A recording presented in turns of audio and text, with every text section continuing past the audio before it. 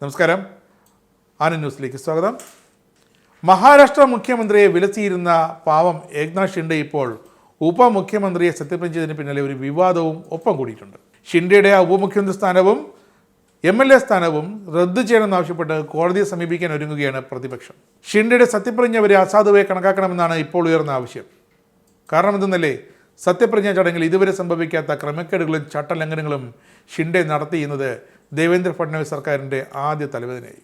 Governor ചൊല്ലിക്കൊടുത്ത സത്യവാചകത്തിന് പകരം ശിവസേന സ്ഥാപകൻ ബാൽ താക്കറെ, പ്രധാനമന്ത്രി നരേന്ദ്രമോദി, ആഭ്യന്തരമന്ത്രി അമിത്ഷാ ഇവരെ പുകഴ്ത്തുകയാണ് ഷിൻഡെ ചെയ്തത്. ഒടുവിൽ ഗവർണർ CP രാധാകൃഷ്ണനെ ഷിൻഡെ പിടിച്ചു നിർത്താൻ ഇടപെടേണ്ടി വന്നു. ഒടുവിൽ മഹാരാഷ്ട്ര ജനങ്ങളോടും തന്നെ ജയിപ്പിച്ചതിന് നന്ദി പറയാൻ തുടങ്ങിയപ്പോൾ ഗവർണർ പിടിച്ചു നിർത്തിയവിടെ. സാധാരണഗതിയിൽ സത്യപ്രതിജ്ഞാ ചടങ്ങിൽ ഔദ്യോഗിക സത്യവാചകത്തിന് പുറമെ മറ്റ് പരാമർശങ്ങളൊന്നും നടത്താൻ പാടില്ലെന്നാണ് ചട്ടം.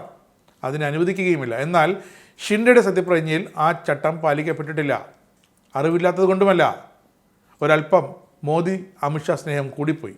ഗവർണർ ചൊല്ലിക്കൊടുത്ത വാക്കുകൾ മറികടന്ന് ശിവസേന സ്ഥാപകനായ ബാൽ താക്കറയെ ഹിന്ദു ഹൃദയ സാമ്രാട്ടെന്ന് ഷിൻഡെ വിശേഷിപ്പിച്ചു. ഉദ്ധവ് താക്കറയ്ക്ക് തെല്ലൊന്നുമല്ല അത് കേട്ടപ്പോൾ ഉണ്ടായ അരിശം. ഇതിന് പിന്നാലെ വേദിയിലുള്ള പ്രധാനമന്ത്രി നരേന്ദ്രമോദിയെയും അമിത്ഷായെയും ഷിൻഡെ വാനോളം പുകഴ്ത്തി. ഇതോടെ വേദിയിലുള്ള പ്രമുഖരും രാഷ്ട്രീയ നേതാക്കളും അസ്വസ്ഥത പ്രകടിപ്പിച്ചു. ഇത് ശ്രദ്ധയിൽപ്പെട്ട ഗവർണർ CP രാധാകൃഷ്ണൻ ഷിൻഡെയുടെ പ്രസംഗം തടഞ്ഞു. വീണ്ടും സത്യവാചകം ചൊല്ലാൻ ആവശ്യപ്പെട്ടു. ഗവർണർ ചൊല്ലിക്കൊടുക്കുകയും ചെയ്തു. ഷിൻഡെയുടെ സത്യപ്രതിജ്ഞയ്ക്കെതിരെ പ്രതിപക്ഷം രൂക്ഷ വിമർശനം ഉയർത്തിക്കൊണ്ടിരിക്കുകയാണ്.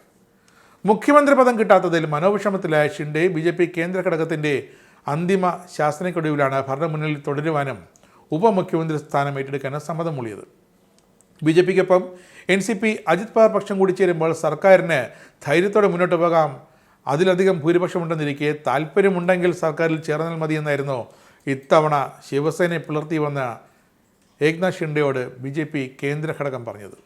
അനുസരിക്കുകയല്ലാതെ ഷിൻഡയ്ക്ക് വരെ മാർഗമില്ലായിരുന്നു. എന്തായാലും പലയിടത്തെയും പോലെ മഹാരാഷ്ട്രയിലെ BJP നേതൃത്വത്തിലുള്ള മുന്നണിയിലും തുടക്കത്തിലെ തന്നെ തർക്കങ്ങളും വിവാദങ്ങളും ഒക്കെ കടന്നുകൂടിയിരിക്കുകയാണ്.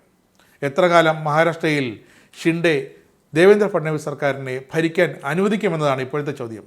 അജിത് പവാറിനെ കൂട്ടുപിടിച്ച് വേണമെങ്കിൽ ഷിൻഡയ്ക്ക് അവിടെ എന്തും കാട്ടിക്കൂട്ടാം. പക്ഷേ മൃഗീയ ഭൂരിപക്ഷമാണ് ഇപ്പോൾ മഹാരാഷ്ട്രയിൽ BJPക്കുള്ളത്. അതുകൊണ്ട് മറ്റ് പോംവഴികൾ തേടുകയായിരിക്കും ഷിൻഡെയും പവാറുമൊക്കെ.